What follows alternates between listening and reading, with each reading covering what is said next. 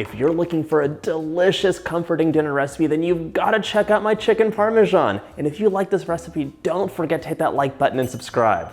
Hey, you're watching Preppy Kitchen, where I, John Cannell, teach you how to make delicious homemade dishes to share with your family and friends. This chicken parmesan will be ready before you know it. So let's get started. First off, I'm gonna chop up a few tablespoons of fresh parsley. I love the way this looks in the dish, and I love the taste of parsley too. You can let me know in the comments if you disagree, but parsley is not just a garnish. Strip the leaves from the stems. Give this a nice chop. Parsley is chopped. And now for the chicken. I have 4 chicken breasts for this recipe. It makes amazing leftovers, but if you want, you could definitely scale this down to 2 breasts or even 3. Cut the chicken breasts down the middle. We want them to cook quickly and really have a ton of flavor, so more breading, more mozzarella, more marinara, more surface area. Now we're gonna give them a really quick pound. I'm using plastic mostly as a splatter guard, because if you've ever done this chicken, it can get a little bit messy. Once your chicken's all prepped, we can set up our dredging station. So set this aside for just a minute. Wash those hands.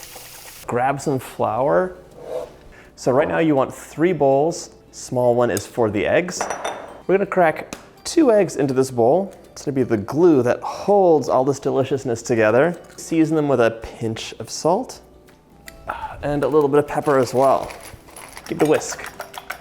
Next up, the flour. I only need 1/3 cup of flour for this, so don't use too much because it's a waste. For that, you can also give it a little bit of salt and a little bit of pepper. Just mix it up. And then we're on to the breadcrumbs. For this recipe, I'm using panko and regular seasoned breadcrumbs. It gives you a nice kind of combination of really crunchy bits, as well as the pieces that'll stick to the chicken and kind of coat the base. 1 cup of panko. To the breadcrumbs, we're adding 1/2 cup of Parmesan cheese, and then 1/2 cup of the seasoned Italian breadcrumbs. In you go, and let's give it a quick mix.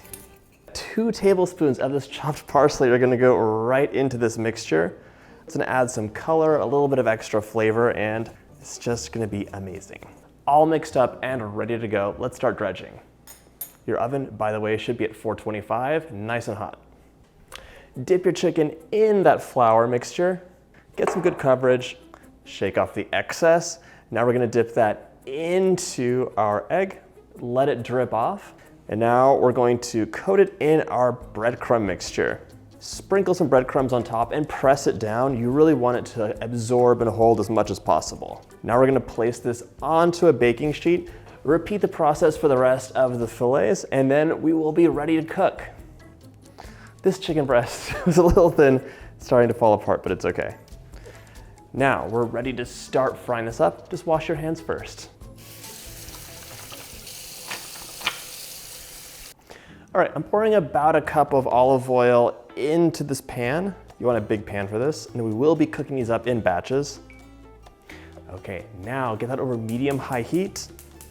Once that oil starts shimmering, you know you're ready to fry these up. But for now, it's a placid lake of nothingness, so give it a minute.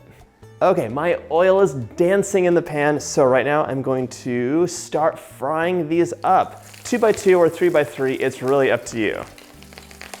I am enchanted by that sound when something goes into the fryer. It's like music to my ears. Right, these are gonna cook up really quickly because they'll be finished in the oven. You're not worrying about this cooking through completely. You're just giving it a really nice brown. I would say 3 to 4 minutes per side, but watch it carefully because when you first put the chicken in there, the oil is really hot. As soon as you add the chicken in, it immediately brings the temperature down. So that first side, it'll actually cook quicker than the second side. Okay, this looks golden on the edges. Let's turn this over. Gorgeous. I bought these crazy tweezers for pastry making. It's actually for placing things carefully on delicate pastries, but I love them as tongs. They're so like precise, and it's really easy to pinch something. The other tongs I have that are big, I'm like, my arm gets so tired. These, not so much. These have a nice golden coating. They're ready to go back onto that baking sheet. It's my whole staging area. And then we're going to just repeat this process for the rest of the chicken. This is such an easy comfort meal that's just a crowd pleaser. In fact, it's one of Brian's favorites. Brian, why do you like it so much?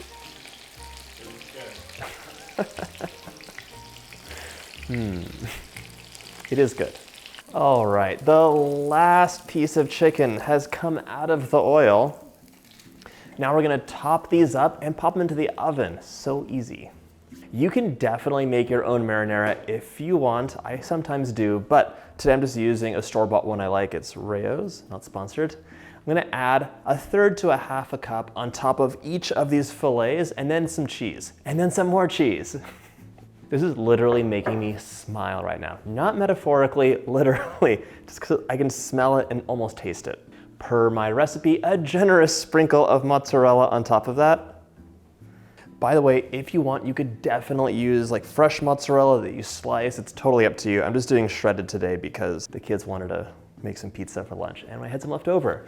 Okay, now I'm adding a tablespoon of freshly grated Parmesan on top of each one of these. I'm using a microplane, which is really nice for finely shredding cheese, but a regular cheese grater works well. I actually love all of the cheese that oozes onto the baking sheet and gets kind of burnt. It's the first thing I eat out of the oven. Speaking of which, into the oven, 425 for 15 to 20 minutes or until the cheese is golden and bubbly, not burnt all over, just golden. If you like this recipe, check out my dinner playlist.